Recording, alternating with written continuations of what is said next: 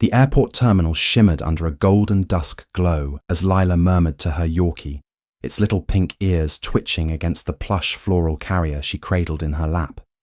Each click of her wheelchair's wheels echoing through the polished hall, like a heartbeat in an empty chamber. She felt the world watching the tiny dog's glinting eyes and her dark skin against the chrome and marble, an unspoken question of belonging hanging in the air. As she reached the check-in desk, the flight attendant's warm greeting froze mid-smile, her lipstick paling as she stared at the carrier with thinly veiled disgust. "Service animals only," the attendant said, voice clipped, tapping Lila's paperwork with a sharp fingernail. Lila's breath caught. This was no ordinary pup, but her lifeline through panic and fear. "She's my support dog," she whispered, voice barely louder than the terminal hum. The attendant's eyes hardened. "Policies are policies," she declared, sweeping a hand toward the baggage belt. "That goes below." The carrier tumbled from Lila's grasp, and the Yorkie yelped, paws scrabbling against cold steel as the attendant gave one cruel tug and flung the carrier toward the cargo hold doors, the sound of metal slamming mine-like against prejudice cutting through the murmurs of passengers. Whispers rippled through the queue, some horrified, others impatient, until a statuesque figure in a tailored coat appeared. Lila's mother, owner of the very airline Lila sought to board, her calm fury radiating like stormlight. "Return that dog," she commanded, voice low and ice-sharp. The attendant's smugness flickered, replaced by panic, as she realized which family she'd insulted, a storm of reckoning gathering in the terminal's glow. The moment Lila's mother's voice cut through the terminal, the flight attendant's expression snapped from contempt to fear, but the damage had already been done. The carrier's edge lay scuffed and tarnished where it hit the steel floor, and Lila's Yorkie trembled inside, its pink bow drooping like a wounded banner. The attendant, fingers trembling, handed back the shredded strap as though it were a leper's cloth, and muttered a feeble apology, one that echoed hollowly against the marble walls. Around them, passengers exchanged uneasy glances. A businessman tapped impatiently on his phone. A teenage girl rolled her eyes and whispered, "Drama queen." And an elderly couple crossed themselves silently, their pity as sharp as any blade. Lila's cheeks burned bright. She steadied her breath, clutching the carrier as though her life depended on it. Because it did. The line behind her quivered with tension, whispers of pet pampering and special treatment laced with venom. As she wheeled away, the attendant spat out, "Try not to miss your flight," each word a razor. Through the security checkpoint, the scanner's buzz felt like a verdict as Lila placed the carrier on the belt, shielding the Yorkie's crate from prying eyes. An officer's gaze flicked to her dark hair and then to the pup's scared face. He frowned, more out of confusion than compassion, and shouted, "Keep your animal under control."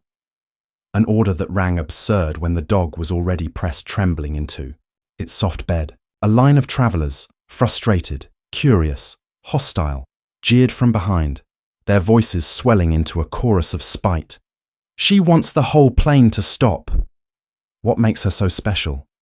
Lila's hand shook as she reclaimed the carrier on the other side, her mother's steady presence looming nearby like a shield. But even her mother's calm authority could not erase the sting of so many pairs of eyes, the electric buzz of prejudice knitting together an invisible barrier that marked Lila and her dog as outsiders. At the boarding gate, the attendant intercepted them once more, her voice a brittle whisper. "I've informed the cockpit. If the captain doesn't approve, both of you stay behind." The announcement crackled over the speakers. "Family with support animal. Please present your documents." At that moment, the gate's glass doors slid open to reveal a phalanx of cameras, internal security, corporate PR, news crews tipped off by an anonymous call, clicking and whirring as if they were witnessing a presidential scandal. The attendant's eyes widened. Her vaunted authority collapsed as she realized this was no ordinary passenger, but the boss's daughter. With a forced smile that might have cracked porcelain, she turned on her heel and motioned toward the jet bridge, voice hollow. "After you." Lila's mother followed, shoulders squared, while a few passengers offered silent nods of solidarity and others scowled as though betrayal. On the jet bridge, the fluorescent lights flickered over Lila's trembling frame and the Yorkie's wary eyes. The attendant leaned in close, voice dangerously low. "Next time, keep your kind out of my way." The words dripped with a poison that neither apology nor promotion could cleanse. But before Lila could respond, her mother stepped forward, voice firm as thunder. "You will treat every passenger with respect. This dog is my daughter's right." The attendant shrank back, blinking, her pride reduced to dust. Around them, the hum of engines welcomed them aboard, promising escape even as prejudice trailed like a shadow. As Lila passed into the cabin, the Yorkie safe by her side, she felt the weight of every sneer and every whispered insult, but also the fierce shield of her mother's love. And in that charged moment, wheels crossing the threshold, puppy nestled close, she understood that humiliation could bruise her spirit, but never break her resolve to belong. Marcus eased into the aisle seat, Yorkie tucked against his chest, and instantly felt the cabin's brittle hush transform into a charged current of scrutiny. Every swivel of a passenger's head, every tightening of a hand on an armrest, was a silent accusation. "Why is that girl here with her dog?" A woman 2 rows back hissed, "They'll slow the exit," while a man across the aisle scoffed, "Bet she thinks rules don't apply to her." His words laced with contempt as he nudged his wife to whisper, "Looks like she's flaunting her privilege." The flight attendant hovered nearby, clipboard in hand, smile painted on but eyes cold as steel. Any moment she might declare, "This dog must go," stripping Lila of her only lifeline. The Yorkie whimpered at the tension, its little body trembling under Lila's fingers, and a child 3 rows forward stared openly, asking her mother, "Why the puppy? Isn't she a grown-up?" The mother responded with a curt, "Mind your business," and Lila's cheeks flamed at their stares. When the engines rumbled to life, the attendant passed by once more, murmuring under her breath loud enough for Lila to hear, "Let's hope it doesn't get in the way of service." Yet with each beat of her heart, Marcus recalled her mother's decree. No, prejudice would ground them and press the Yorkie close, determined that shame and bigotry would never steal her right to fly. Let's take a short pause. Tell us in the comments where you're listening from and whether you've ever faced something like this in your own life. Remember to subscribe so you don't miss what comes next. We continue now. Lila's hands shook as the cabin lights dimmed for takeoff, her Yorkie tucked beneath her chin like a lifeline. Yet every inch of the airplane's narrow aisle pulsed with hostility. Passengers shifted in their seats to keep distance from her queasy. "Cargo," a businessman muttered. "She thinks the rules don't apply to her." And a mother clucked her tongue at her child. "Don't stare at the freak show." The flight attendant who'd flicked her dog's carrier at check-in now hovered nearby with thinly veiled contempt. Her crisp uniform, a banner of authority she wielded like a weapon. And when the captain's voice crackled over the intercom, she seized her moment, leaning close, drawing every eye, and in a voice cold as recycled air declared, "I'm afraid your animal cannot remain in the cabin. Our safety regulations are clear. Any unregistered pet must be stowed below." Gasps rattled through the rows. Lila's heart plummeted. "She's a support animal," she protested, voice small, "protected by federal law." But the attendant cut her off with a derisive laugh that echoed against plastic panels. "Legal or not, if she interferes with service or a single passenger complains, she's going out like luggage." Shock rippled as the attendant strode down the aisle, confiscating the carrier with one practiced sweep and tossing it toward the cargo door at the rear, its spring-loaded flaps snapping shut with a finality that sounded like a judge's gavel.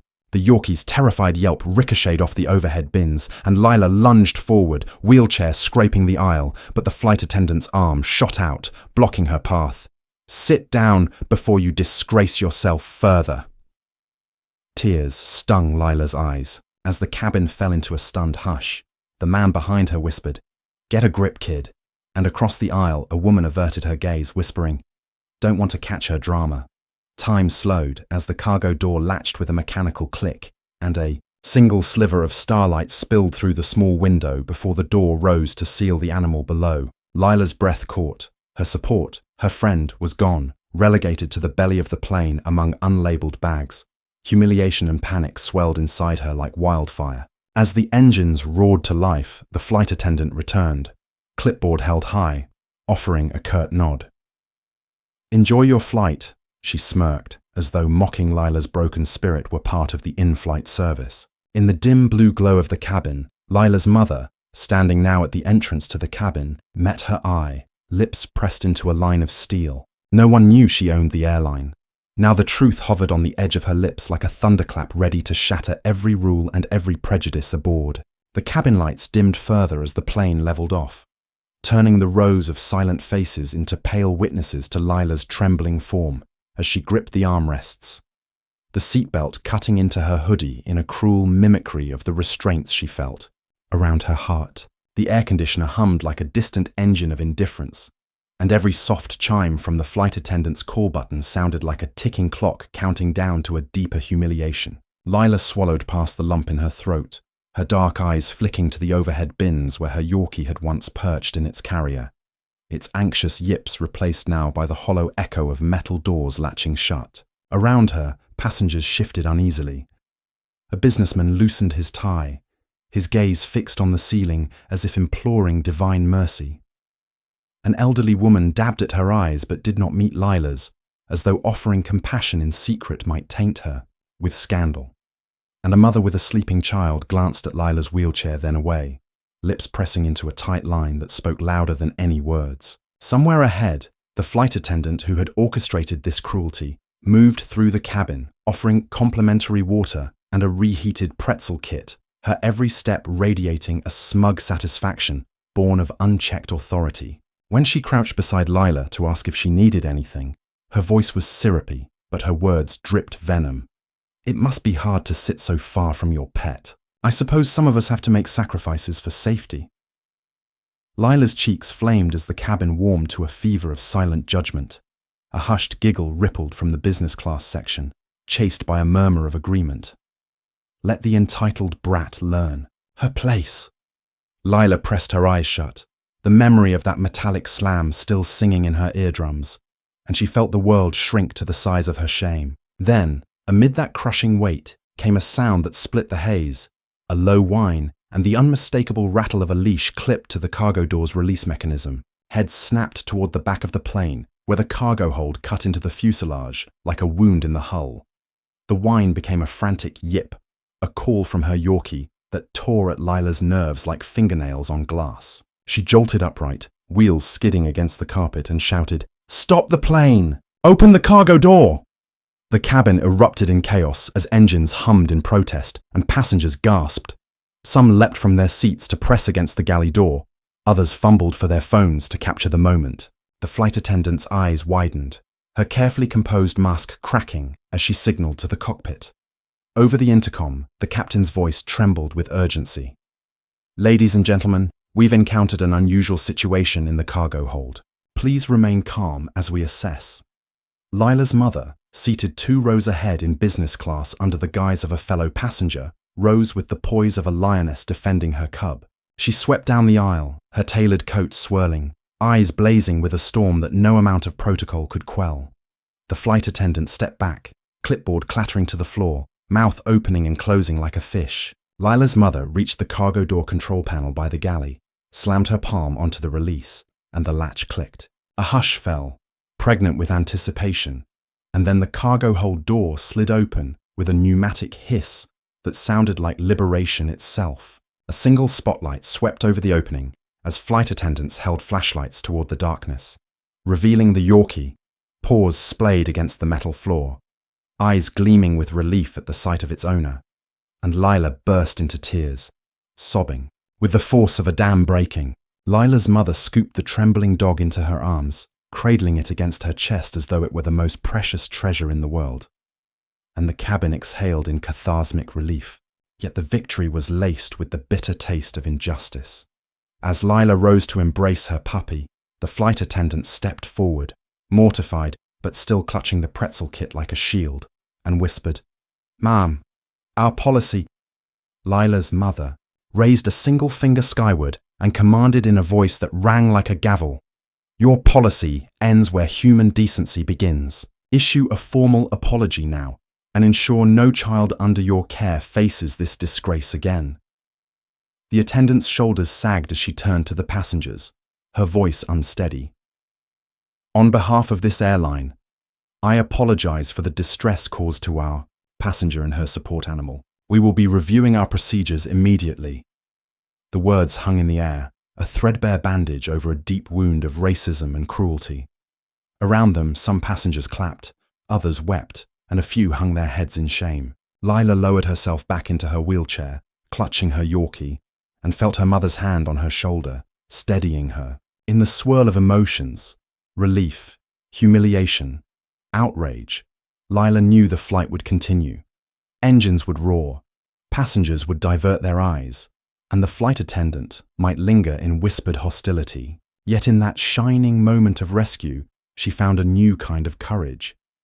The knowledge that even against the highest authority of prejudice, a single mother's power and a little dog's howl for help could shatter the illusion of impunity and demand, redress in the face of cruelty. And as the plane resumed its climb into the night sky, Lila gazed out the oval window at the stars burning bright, a private promise kindling in her heart that every child who carried the burden of bigotry would one day find a light strong enough to guide them home. Lila's tears had barely dried when the cabin lights flickered back on, and the attendant's forced apology drifted into an uneasy silence. But the real storm was only just beginning. Overhead, bins slammed shut with a resonance of denial as whispers rippled through the rows. Some sympathetic voices murmured, "I'm so sorry," while others hissed under their breath, "She'll make us all wait again." And the Yorkie, now cradled in Lila's arms, shivered with lingering fear, as if the trauma of the cargo, hold still, clung to its fur. The flight attendant, cheeks pale beside her name tag, scurried down the aisle distributing new pretzel kits, each complimentary bag tossed at Lila's feet like a disdainful half-measure. A business traveller snagged binoculars from his carry-on and peered at Lila's mother, as if assessing whether this powerful woman's wrath could be harnessed for profit or scandal. Passengers flicked away sympathy cards left on their trays, little notes that read, "We stand with you," in fading ink, treating them like unwanted souvenirs of an event they preferred to forget. When Lila rose to retrieve her jacket from the overhead bin, a college student near the back seized the moment to mutter, loud enough for a dozen ears, "Bet she thinks rights are an all-you-can-fly buffet," and laughter rippled through indifference, a wave of callousness that struck Lila's heart harder than any boot heel. For a fleeting second, she considered abandoning the flight, hurling herself and her puppy into the waiting arms of prejudice rather than endure another inch of scorn. But her mother's voice, soft yet unyielding, broke through the haze. "Ignore them, darling. We're almost home." Yet the journey was far from over. As the seatbelt sign dimmed, the attendant announced turbulence ahead, commanding everyone to remain seated. Instead, Lila felt a tremor of tension travel the entire plane, as though prejudice itself had become the unstable air. Mid-flight, a group of teenagers gathered discreetly around their phones, streaming live video of the earlier confrontation and splicing it with memes mocking Lila's tears and Yorkie's whimpers. Comments flooded in. "Drama queen gets dog-tossed," "Girl powered by daddy's cash," each barb sharpening the humiliation in Lila's chest.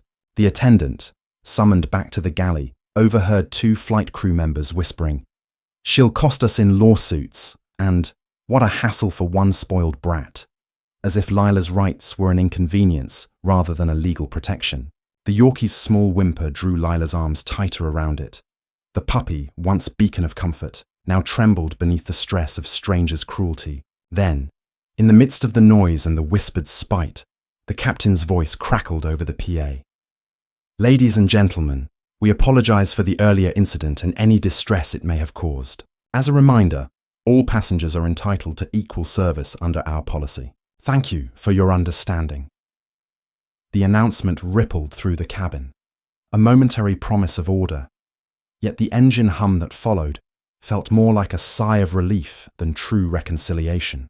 Passengers returned to their devices and conversations, some glancing at Lila with a flicker of shame, most simply averting their eyes, burying the memory under playlists and in-flight movies. Lila's mother rose once more, her presence commanding enough to hush the cabin. She walked to the front and requested the captain's attention, her tone calm but carrying the weight of corporate gravity. "Captain, I want a written report of every complaint made about this flight, and you will accompany my daughter to the cargo. Hold at our destination to assure her support. Animal is never endangered again." Eyes widened as murmurs of company owner and executive power circulated. But the captain, honor bound to the law and the airline's integrity, nodded and agreed. Back in her seat, Lila felt a flicker of pride. The rest of the flight passed in a charged hush, the wronged Yorkie nestled in her lap, its fur still bearing the faintest scar of trauma. When the landing gear finally clattered down, the plane shuddered under the weight of justice in motion. As passengers disembarked, some offering awkward "I'm sorry" glances, others slipping past in cold indifference, Lila felt the world press in on her pain and her power. At the jet bridge, her mother's staff awaited with custody papers for the attendant's formal suspension and a police escort to file charges for cruelty. Cameras from aviation media captured every step. Lila in her wheelchair, Yorkie cradled like a victory flag, her mother flanked by security, documents gleaming with ink and authority. Even the sobs of the Yorkie seemed dignified now, a testament to survival against humiliation. Outside, a banner on the tarmac read, "Welcome to safety and respect," hastily erected by the airline's PR team, a hollow gesture to some, but to Lila it was a beacon, a promise that no matter how deep the scars of racism and degradation, the power of love, law, and a mother's fierce devotion could rewrite the rules of flight. As she and her mother rolled toward the waiting limousine, Lila pressed the Yorkie's head against her cheek and breathed in the promise of landing, not just on solid ground, but on a world she would help shape, one in which even the smallest voices and the tiniest creatures deserve to soar. Marcus stepped onto the jet bridge with the Yorkie trembling in his arms, every step igniting a fresh wave of whispers that rippled through the crowd of ground staff, VIP passengers disembarking, and waiting media crews. Cameras flashed like strobe, lightning, capturing the tear-streaked cheeks of a girl whose world had buckled beneath the weight of prejudice, and the small dog whose once fluffy fur was still dusted with the memory of a cargo hold beating. The flight attendant who had thrown the carrier into the belly of the plane stood by the door in a crisp uniform, armband loose, face pale as porcelain. As Lila passed, the attendant spat a venomous, "Enjoy your welcome to reality," and turned away, shoulders tight with the knowledge that her cruelty would now be immortalized on every screen. Outside on the tarmac, a black SUV idled with tinted windows, its doors thrown open by Lila's mother's aides, and Lila felt the thunder of engines and flash of bulbs blend into a single heartbeat as she was ushered toward the corporate jet that bore the logo of her mother's airline. Inside the cabin, the plush leather seats seemed too luxurious for a world that had just revealed its bitter underbelly, and journalists crowded the entryway, microphones thrust forward. "Miss Hayes, does your mother plan to hold the airline accountable? Will you press charges? Is this what it's like being a judge's daughter?" Each shout carried the sting of defiance, as though aiming to break the fragile shield around Lila's heart. She gripped the Yorkie tighter, breath shallow, and for a moment the oppressive flush of humiliation nearly engulfed her, until her mother's voice, quiet but unyielding, cut through the hubbub. "No statements now. We'll address this when the board convenes." The mother's presence was a gale that scattered the questions, her tailored coat swirling like a banner of authority. The crowd fell back, leaving only the daughter and the dog and the soft click of their footsteps. As the SUV's doors closed, the engines hummed them toward corporate headquarters, a glass tower that gleamed with the sheen of profit and promise. But inside its mirrored walls lay the fractures of bigotry waiting to be exposed. In the boardroom, executives gathered under chandeliers that gleamed like false promises. The CEO's face was textbook composure, lips pressed into a line as he studied the report in his hand, an internal incident analysis sanitized yet burdened with the phrase, "unfortunate circumstances." The head of HR shifted uncomfortably, recalling the security footage that captured the flight attendant's smirk before the violent toss, the boarding agents who had laced their script with coded contempt, and the maintenance crew who had murmured slurs as they loaded luggage. A junior PR manager cleared her throat, voice trembling. "Social media is unhappy. Yorkiegate is trending. Our brand is at stake." Another executive snapped, This is a black girl with a disabled support animal. We can't spin this. The CEO nodded, turning to Lila's mother, who stood at the head of the table. Yorkie nestled in her arms as though it were the company's lifeblood. You summoned us, he said, voice brittle. We're listening. The mother's eyes burned with a cold fire as she placed the torn carrier strap on the glossy table like evidence. This is not just a PR crisis, she began, voice smooth and fatal. This is a moral failure. Your policies on service animals are insufficient. Your training on cultural sensitivity is non-existent. And you've cultivated an environment where racism and ableism flourish unchecked. The board shuffled in their seats, some faces flushing, others paling. She paused, letting the gravity settle like dust before continuing. You will fire the flight attendant and every staff member complicit in this act. You will institute mandatory bias and disability awareness training. You will donate to nationwide organizations supporting disabled and minority travelers.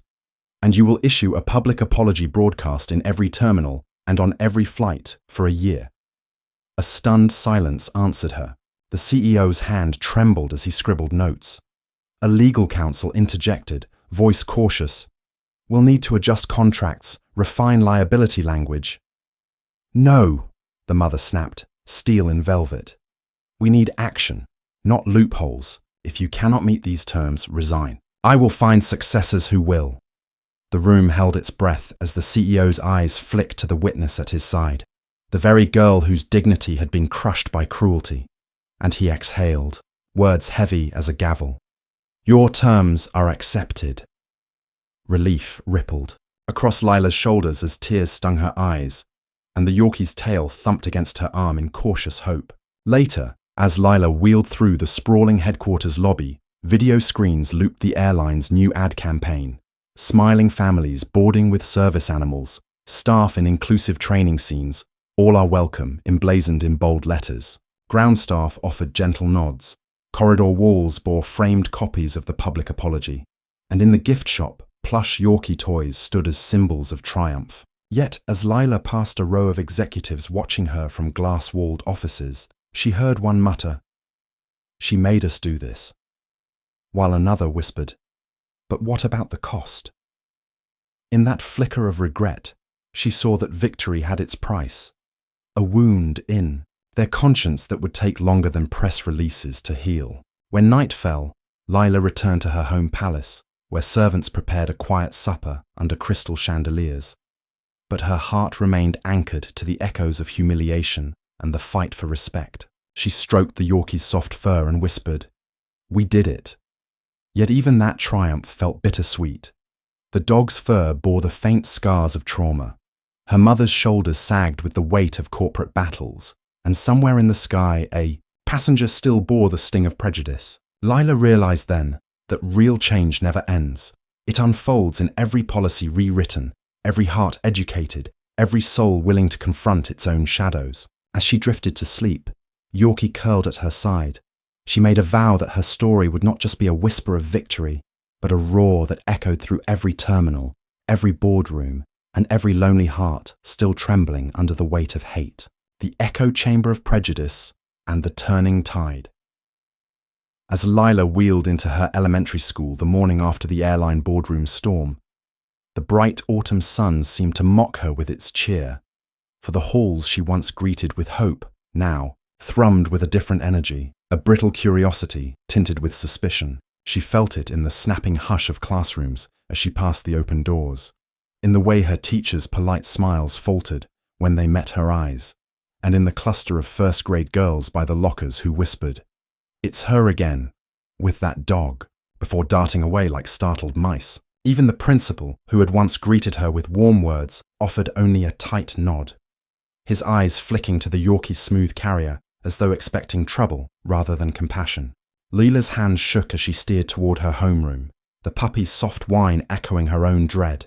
Yet she pressed on, fueled by the memory of her mother's promise that no act of cruelty could erase her right to belong. Inside the classroom, desks stood in neat rows, but the atmosphere crackled like static. When Lila eased into her seat, a boy 2 rows back muttered loud enough for half the room, "They'll try to throw your dog in the bin next." eliciting a ripple of laughter that stung sharper than any insult she'd endured on the plane. A girl at the front shot him a reproving look, but no teacher intervened until the bell rang, and the momentary lull between lessons felt like a reprieve that barely lasted. During reading time, Lila tried to focus on the storybook's bright illustrations, but the words on the page blurred under the weight of stares, and each flip of the page felt as though she were turning the wheels of her own shame. Her classmates giggled when the Yorkie peeked out, tongue lolling, its innocence at odds with the prejudice swirling in the air. At recess, Lila ventured onto the playground, wheelchair gliding across cracked asphalt, puppy nestled in a blanket on her lap. A trio of boys on the swing set froze mid-kick as she passed, their laughter dying on their lips. "Watch it, freak!" one spat, and the Yorkie barked in surprise. Lila's chest tightened, but she held her head high, Shepard's resilience lighting her gaze. She wheeled toward the seesaw where her friend Mia waited, face pinched. "I'm sorry," Mia whispered, but Lila saw the fear in her eyes, the fear of being too close to the daughter of power, the daughter who had forced an apology from an airline, yet could not force kindness from her own peers. Inside session, the guidance counselor's door swung open to reveal the flight attendant from their journey. Now stripped of her uniform and clad in a stiff, ill-fitting company polo, waiting to give a mandatory sensitivity workshop. Lila's stomach knotted at the sight of the very woman who had flung her dog into cargo. The attendant's glare sliced the stale hallway air as she led students into a windowless seminar room. Within, rows of desks and projection screens flickered to life with images of compliant passengers and smiling staff, a sanitized retelling of the in-flight crisis. The attendant's voice dripped with contrition that felt as empty as the faces on the slides. "We acknowledge past mistakes. We seek to do better," she droned. But her eyes flicked to Lila with a glint of defiance that spoke of grudges deep as winter's chill. A student raised a hand to ask, "Why did you throw the dog?" The attendant's lips pressed into a line. "Learning from yesterday," she replied, "is what matters. Let's move on." Lila clenched her fists, nails cutting crescents into her palms, knowing this workshop was less about healing and more about whitewashing a culture of bias. That afternoon, Lila's mother arrived at the school unannounced, her presence announced by the soft click of designer heels and the quiet sigh of power. She walked the length of the corridor, passing closed classroom doors where whispers of "the airline boss's kid" trailed her like a shadow. At the office, she requested an urgent meeting with the superintendent, citing ongoing harassment and demanding formal intervention. Within the wood-panelled office, the superintendent, a silver-haired man whose tenure depended on placating powerful parents, offered a perfunctory promise. "We'll look into it." His eyes flicked away from Lila's mother's steely stare, and she felt the old machinery of institutional indifference grind against her plea. She pressed further. "I will not accept empty words. This ends now." At home that evening, as Lila cradled the Yorkie in her lap, tears of frustration spilled free. The puppy nuzzled her cheek, offering quiet solidarity. Lila's mother sat beside her on the sofa, hands folded. "This fight isn't over," she said gently. "They fear change more than they fear shame." Lila nodded, resolve hardening like tempered steel in her chest. The next morning, the entire school awoke to blistering headlines on every screen in the cafeteria. Airline owner's daughter faces racism at local elementary, accompanied by footage of the flight attendant's half-truth apology, and the students' cruel taunts. A surge of parents poured into the school, protest signs in hand, messages of solidarity, calls for anti-bias curriculum, demands that the county board address racism in schools as fiercely as in corporations. The principal's office became a battleground of heated meetings, echoing with the demands of advocates and the reluctant promises of a system pushed to its limits. Even the flight attendant's sensitivity workshop was cancelled indefinitely. As Lila wheeled onto the assembly stage for a student-led forum on inclusion, the Yorkie perched beside her on a pillow of scarlet velvet. She looked out at a sea of faces, some ashamed, some resolute, some newly awakened. She took a deep breath, her voice steady as the drumbeat of justice she'd learned to trust. "I came here for school, not for hate. Every child deserves respect and safety, whether they have fur or need wheels. Prejudice is not a lesson. It's a wound we must heal together. Applause rippled through the auditorium, timid at first, then swelling into a roar that shook the plaster walls. Lila looked down at her puppy, its tail thumping in approval, and realized that though racism and humiliation had carved deep scars in her young life, the uprising of empathy and accountability around her had begun to reshape the world, not in spite of her pain, but because she refused to let it remain unchallenged. The backlash in broad daylight. As Lila wheeled out of the auditorium, applause still resonating like distant thunder, she sensed the calm before another storm, for the seeds of change had sprouted opposition as fiercely as support. Parents who had cheered her courage now scowled in the hallways, whispering that she'd made the school look weak, while teachers exchanged nervous glances, caught between pride in Lila's bravery and fear of the backlash headed their way. In the cafeteria, the glossy Diversity Week banner flapped in the breeze of open windows, but beneath it, the lunch line had formed a silent line of suspicion. Students who once passed Lila with pity now eyed her with thinly veiled resentment, mouthing entitled brat and attention seeker as she rolled past, Yorkie perched on her lap under a rainbow-themed harness. The cafeteria monitor, a stout woman with tired eyes, hissed, "Save the dog treats for troop meetings, honey." Her words laced with contempt, as if Lila's need for comfort were an affront to cafeteria decorum. Outside, a group of upperclassmen had organized a counter-protest by the flagpole during the lunch hour. "No special exceptions," read the hastily spray-painted cardboard, and next to it, "One rule for all." They chanted in a drone, boots stomping the pavement in time, their words echoing with a snarl. "Rules are law. No puppy hype. Boarding starts at the gate." Lila felt the heat of their gaze cut through her hoodie like lasers, amplifying the sting of her earlier humiliation. She wheeled closer, heart pounding, puppy yapping in protest, and demanded through clenched teeth, "You can't exclude my dog." But the mob surged forward, scowls deepening. A taller boy hissed, "She'll wreck our grades. They'll bow to her orders now," and spat on the asphalt.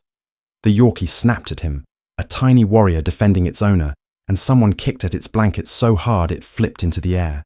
The puppy landed on its back, paws flailing, eyes wide in terror. Lila lunged forward, wheelchair wheels grinding over the concrete, but a chaperone corralled her back. The chaperone's voice trembled. "Control your animal." Though the puppy's only crime had been to yelp at injustice, Lila's cheeks burned as dignity slipped through her fingers like dust. Word of the protest reached the Parents' Council that afternoon, where furious voices rose in a staccato of accusation. "You're turning the school into a circus. My child feels unsafe. What's next?" A therapy llama. The superintendent, seated at the head of the oval table, cleared his throat, riffling through the hastily circulated petition, demanding Lila's support privileges be revoked until normalcy returned. He announced a disciplinary hearing, citing disruption of school order. His words struck Lila like icicles in the heart. Meanwhile, the school's social media channels lit up with comments under the hashtag #UntransFairPlay, not special play, few expressing empathy, most condemning what they saw as Lila's power grab. Returning to class, Lila discovered her desk moved to the back corner, away from windows and light, as though proximity to her dog endangered the sanctity of education. The teacher, a kindly woman whose eyes once warmed at Lila's arrival, now avoided eye contact. Her lesson plans scribbled with, "Keep dog under wraps." At art class, Lila's watercolor set was replaced with a generic paint-by-numbers kit. "Allergies," the notice read, mocking her unique needs. Across the room, a student splattered paint at Lila's canvas in a spiteful arc, the colors bleeding into a blot that read, "Odd." Lila dabbed at the smear, trying to coax the puppy's image back into clarity, but the humiliation settled like a shadow over her hands. That evening at home, Lila's mother read the policy manual so frayed it could be used as kindling, searching for the clause that protected disabled students, praying that the law would stand when the school's will faltered. Outside, the Yorkie whimpered at every passing car like a smoke alarm sounding danger. Lila's father, Judge Hayes, leaned against the doorframe, arms crossed, worry etched into his features. "They're testing us," he said, voice low as gravel. "They'll push until we yield." Lila pressed her forehead against the Yorkie's head, whispering, "I won't give up." The next morning, the disciplinary hearing convened in a cramped conference room where the superintendent sat flanked by board members. Parents lined the walls, their eyes cold as steel. Lila's mother stood at the dais like a general leading her troops, her voice calm but iron. "My daughter's support dog is protected under the ADA. She is entitled to any accommodation needed for her disability, provided it does not fundamentally alter the nature of education, which seating at the back corner or paint by numbers does." A hush fell, broken only by the rustle of papers. A board member sputtered, "But the dog disrupts other students." And in that moment, Lila rose, her hands shaking but her voice ringing clear. "The only disruption has been my need to prove my right to dignity. The only loud crash has been prejudice denying me what's mine." The board exchanged glances, their fortress of authority cracking at the edges. Hours later, the board issued a landmark decision. Lila would keep her wheelchair-facing seat by the window, her Yorkie an honoured guest in every classroom, and the school would launch mandatory anti-bias training for all staff and students, alongside a formal apology delivered at the next assembly. As the room emptied in stunned relief, Lila felt a fierce bloom of hope. Yet in the corridors, the whispers lingered, the ones that said, "We lost. This school is gone.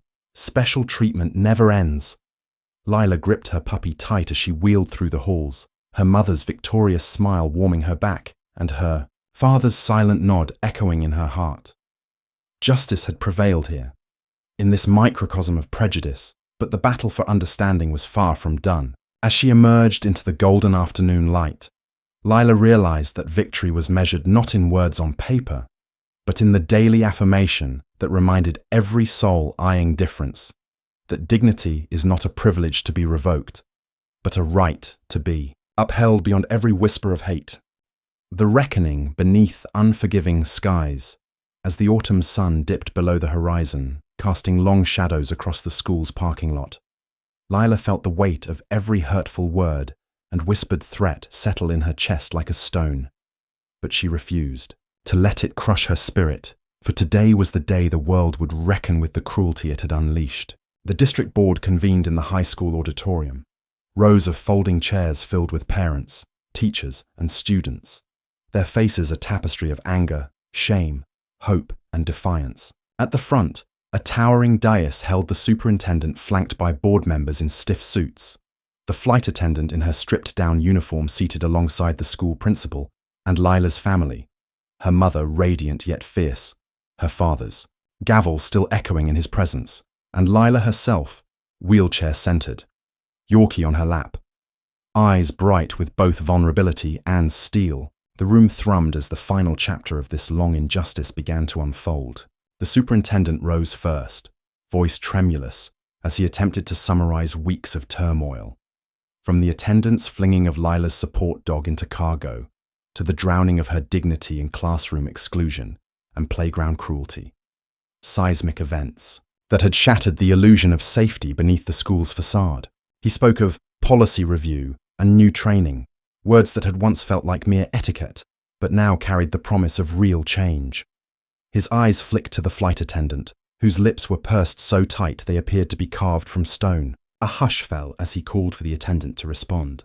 The woman rose, posture rigid, face ashen, and in a voice quivering with shame but laced with defiance, she delivered an apology that trembled under the auditorium lights. "I deeply regret my actions and the pain I caused. I failed in my duty and in my humanity." As she spoke, Lila saw tears prick the woman's eyes, a reluctant spark of remorse that glowed beneath layers of pride. The puppy stirred in Lila's arms, its tiny body tense with the echo of trauma, and Lila closed her eyes for a heartbeat, breathing in the soft weight of its trust. Next came the school principal, whose polite veneer had cracked under parental fury. He spoke of restorative justice circles, peer education programs, and pledged to champion Lila's rights until such prejudice is rooted out. But when a parent in the back row shouted, "Actions speak louder than words," the auditorium erupted in a chorus of agreement. Lila braced herself as the superintendent called for calm, then gestured to Lila's mother, owner of the airline where initial injustice had begun, to deliver the family's closing statement. Lila's mother stood, her tailored coat sweeping like a banner of justice, and fixed the room with a gaze that carried the weight of boardrooms, courtrooms, and every sky her airline had conquered. "We came here seeking an end to cruelty," she said, voice resonant. "Not just apologies, but accountability. Not just training, but transformation. This school, this district, this community must pledge that no child will ever be denied dignity because of race, disability, or their need for support." She paused, letting her words settle like a vow. "We demand an enforceable policy. Any staff member or student who commits or condones such acts will face disciplinary action commensurate with the harm done. We demand a safe zone for disabled students with regular reviews and public transparency. We demand that this board stand with Lila, not behind her, as a testament that love and justice can overcome hate." Silence pressed in, a pregnant moment where prejudice and possibility hung in the balance. Then the board chairman, his face silvered with humility, rose, cleared his throat, and spoke each word like a gavel strike. "Your demands will be enacted in full. We pledge to adopt your policy today. Further, we will allocate funds for school-wide workshops led by experts in anti-bias and disability rights. We will publicly display this commitment on every campus." A ripple of relief and applause swept the room as Lila exhaled, tears of triumph mingling with the last embers of her shame. But the true reckoning came next. The superintendent called forward a young boy who had once stood silent as Lila's Yorkie fell to the pavement, then pointed a boyish finger in mockery. He now stood trembling before the crowd, head bowed. "I'm sorry," he whispered, voice cracking. He spoke of ignorance, of fear masquerading as cruelty, of gratitude at Lila's bravery for opening their eyes. One by one, other students stepped forward, confessions tumbling out, hateful laughter, cold silences, whispered slurs, each tearful apology a brick laid in the bridge toward understanding. The flight attendant, too, accepted the contrition, apologizing to a stunned Lila on bended knee, her own apology finally genuine as she pressed a trembling hand to Lila's dog's head. When the last confession echoed into stillness, Lila rose, Yorkie cradled close, and spoke, the first words of her own reckoning. "Today, you have shown me that courage can turn the tide against the darkest prejudice, that a community can rise and heal if it dares to face its shame. My Yorkie and I thank you for your honesty and your compassion. But remember, healing is not a single day's work. It is every choice you make tomorrow, every time you choose empathy over indifference." Her voice rang like a beacon, a call to action that settled over the auditorium like dawn's light. As everyone rose in a standing ovation, the flight attendant, the superintendent, the principal, parents and students alike, Lila felt the final weight lift from her shoulders. The Yorkie's tail thumped against her sweater in joyous disbelief. Outside, the sky had turned indigo, studded with the first stars of night. And she knew their story would travel far beyond these walls, into every terminal, every school, every heart that still needed reminding that dignity is a birthright. No, prejudice can revoke. And as the auditorium lights dimmed, Lila wheeled toward the exit under a cascade of applause, ready to chart a course beyond the crossroads of cruelty and into the boundless horizon of justice. Let us know in the comments what you think of this story. Have you ever faced racism or humiliation in your own life? Your voices matter deeply to us, and we value each and every one of you.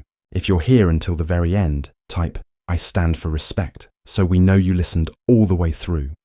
Don't forget to subscribe and give this video a like. Have a good day.